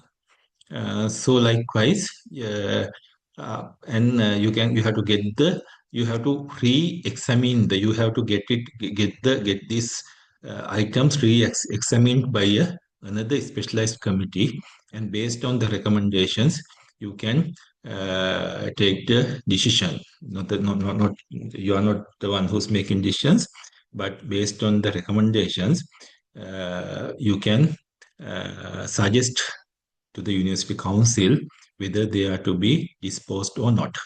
If the committee also suggests to dispose them, you have to get the approval of the council to dispose these items, and you have to dispose these items following the procurement procedure. So you have to every time you have to follow the procurement procedure if you are working in the general administration division. So by calling quotation, then you can dispose the items.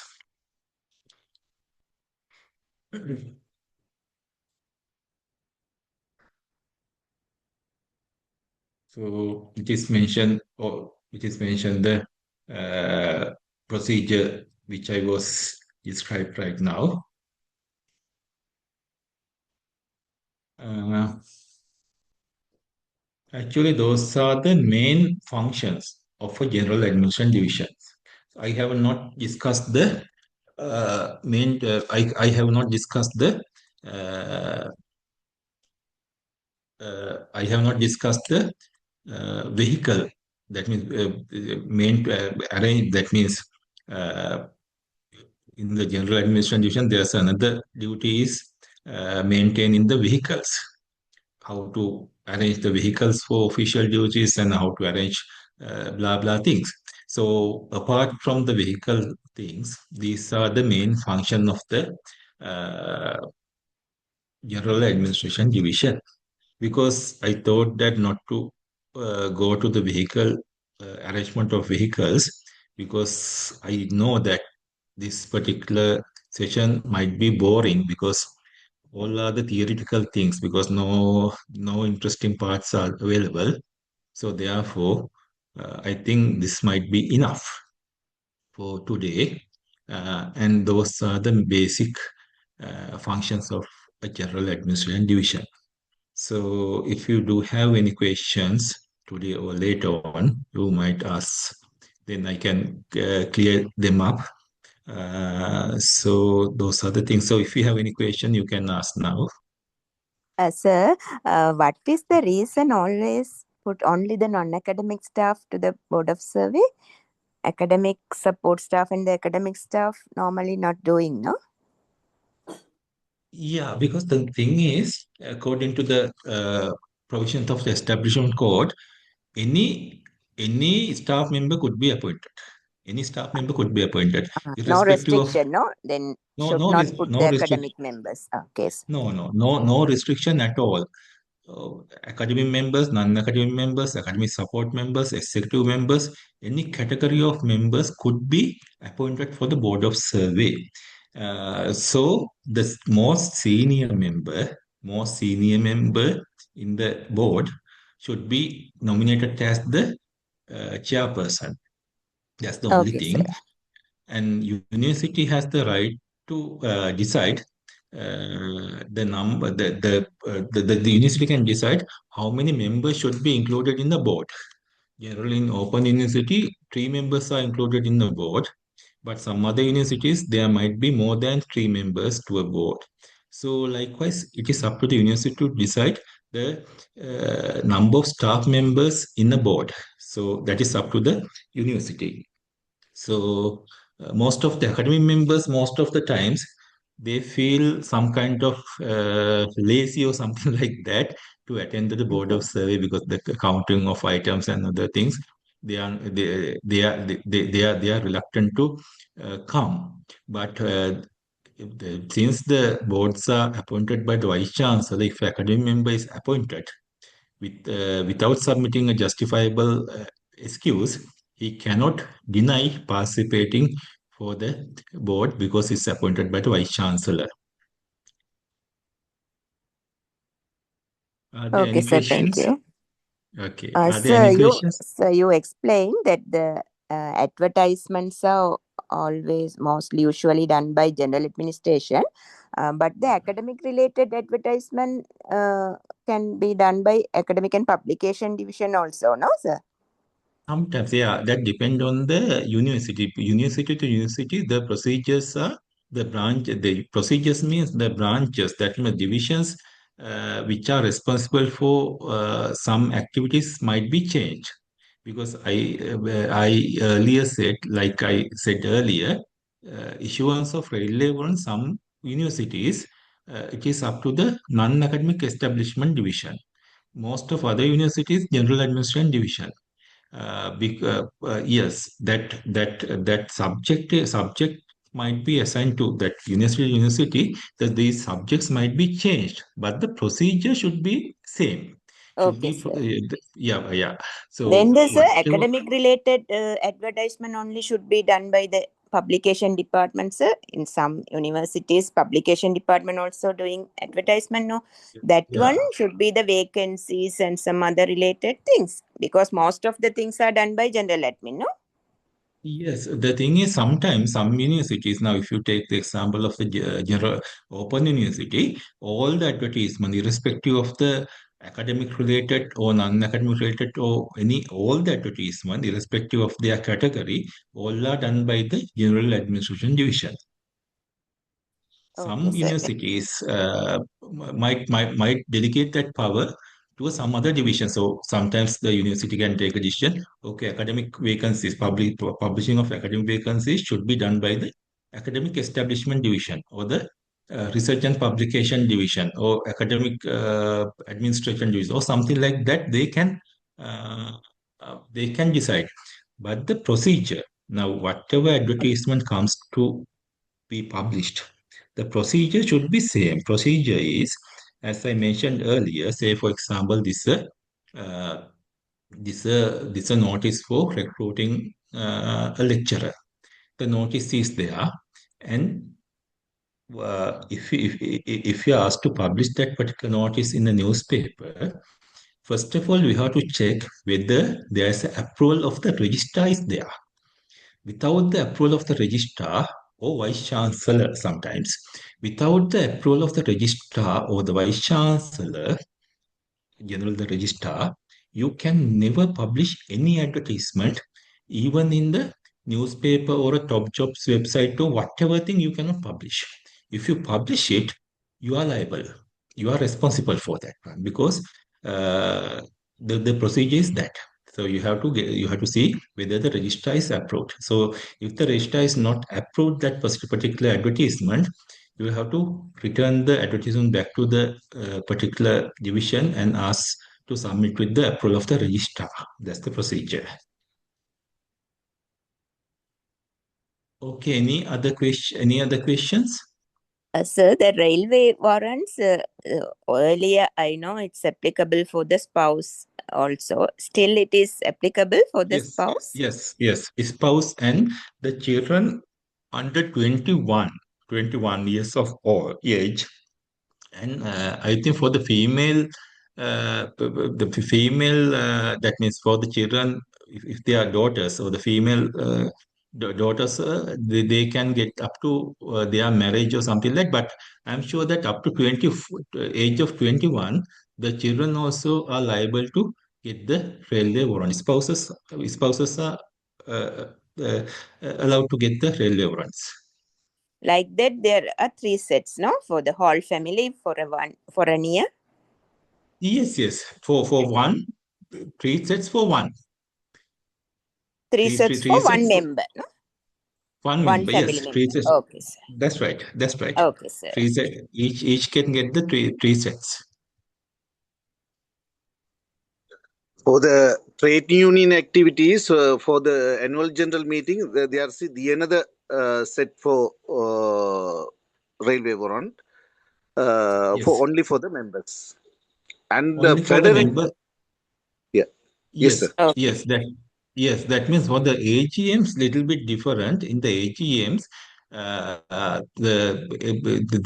the university can issue a official railway warrants for the members, and most of the times, what the practice is, now say for example, if the AGM is in Anuradhapura, now you are in the University of Colombo, AGM is in Anuradhapura, then if what we are doing is now when the request comes to provide the transport facilities to go to the people from Colombo to Anuradhapura, what we are doing is, say for example, if the trade union consists with 300 members, we'll see the eligibility of railway warrants of these 300 people and see what class of railway warrant they are eligible right now. Most of people, almost every person is eligible for first class these days, first class or observations.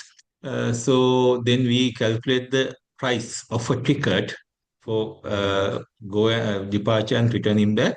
Say, for example, the ticket is value is 1,000 rupees uh, for the for departure and returning back. So 30 people, 300 people means 300,000.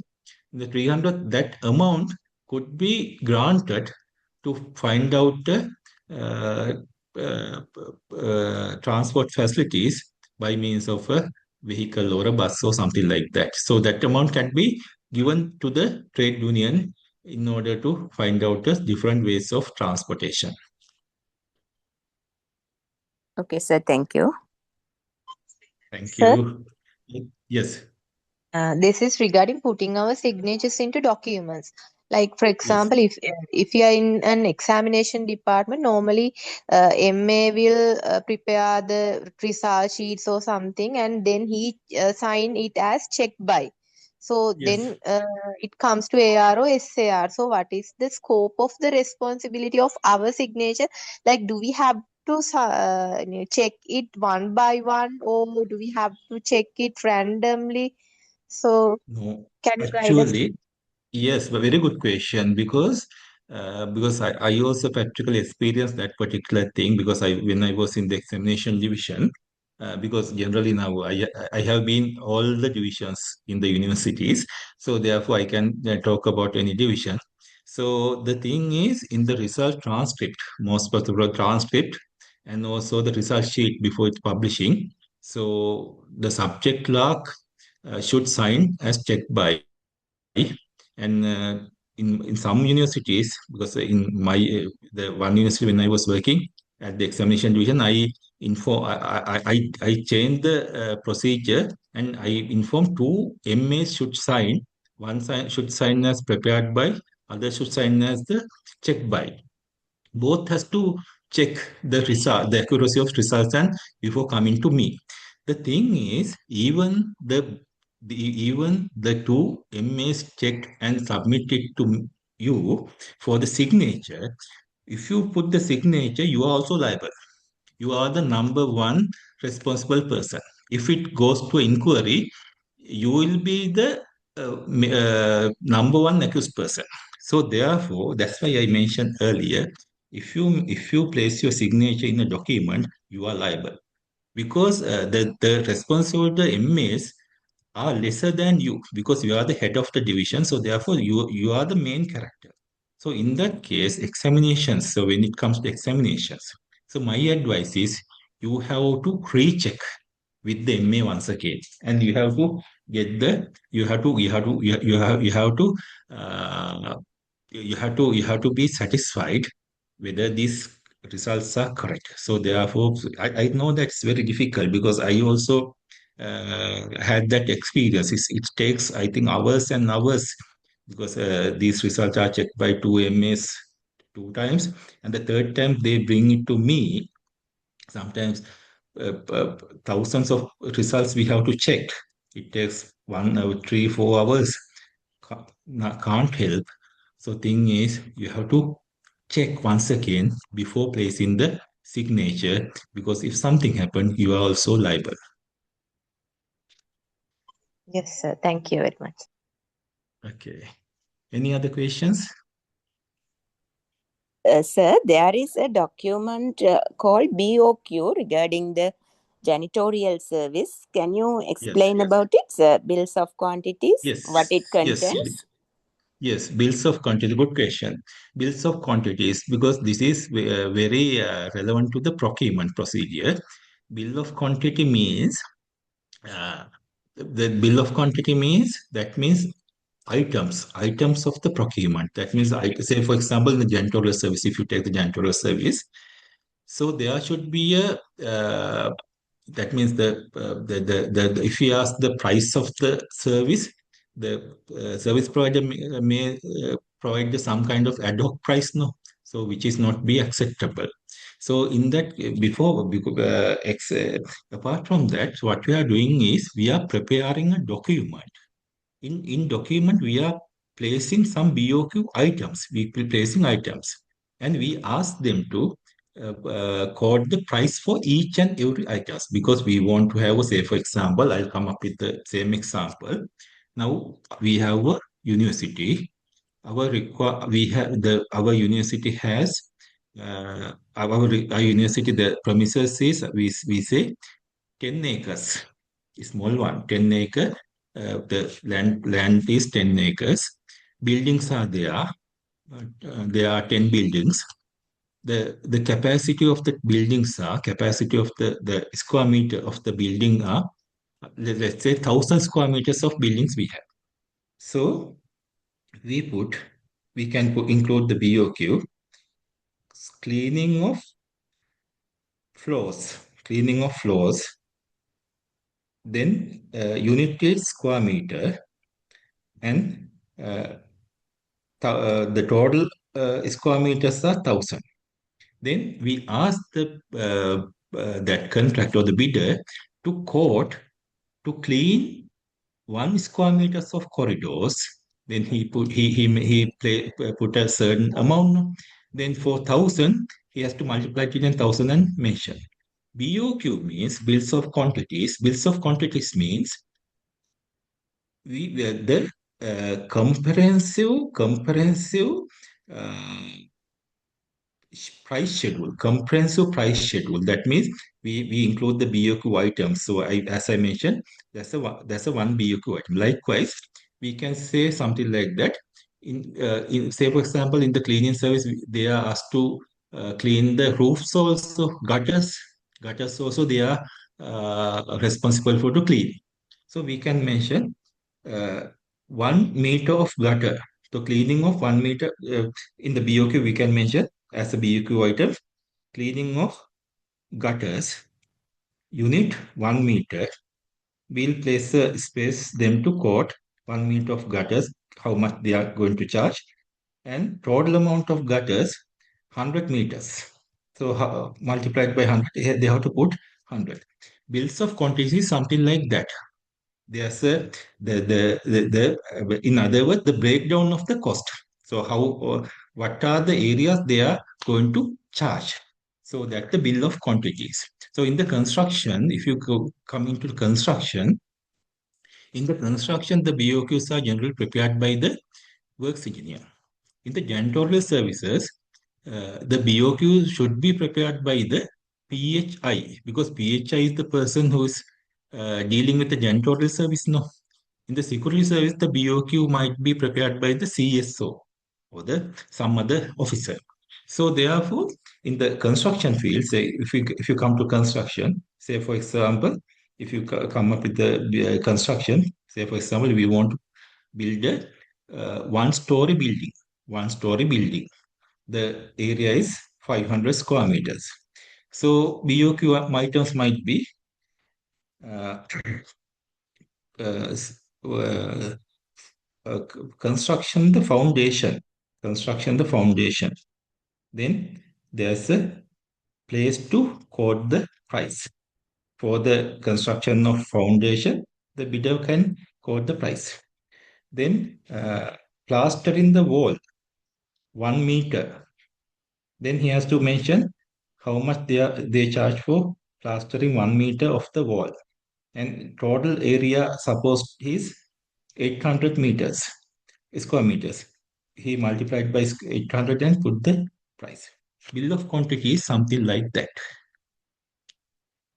So generally, in the bill of quantity, it should be a part of the bidding document or the procurement document. When you are calling quotations, bill of quantities or BOQ is a part of the bidding document uh, because BOQ is a very important document in the BOQ. It's a compulsory document because otherwise that bidder could not quote the prices. He has to know each and every item, and he can mention the prices, and end of that get the total, and that is the entire total is the bid value or the cost of the bid.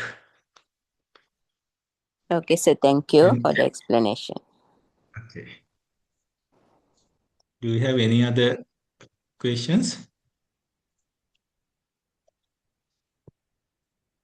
Uh, there are 9 people in the lecture right now. Initial there were I think 16 or 18 people. Yes, sir. Okay, thank you very much for attending this session. And the thing is now from I mentioned earlier, from tomorrow onwards, we are going to be starting a new chapter of your life in the career. And I'm very happy uh, for you to be selected as the assistant registrars.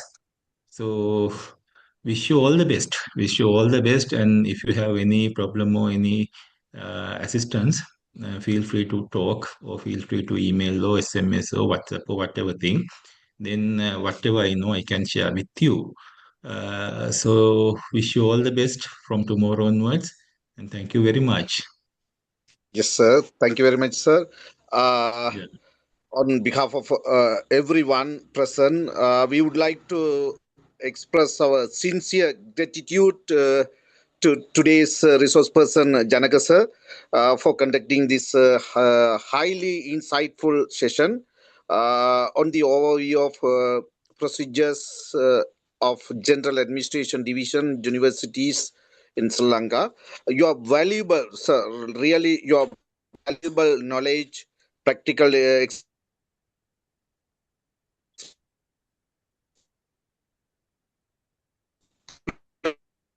explanations, and expert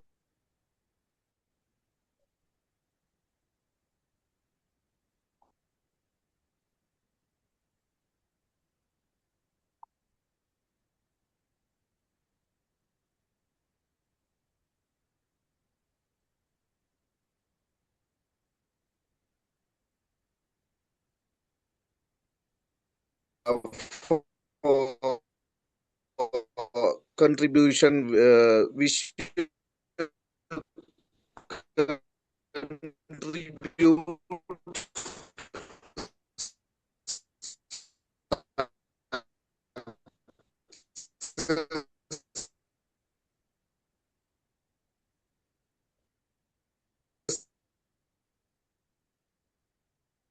Mr. Mukti, your voice is no, we cannot hear you properly.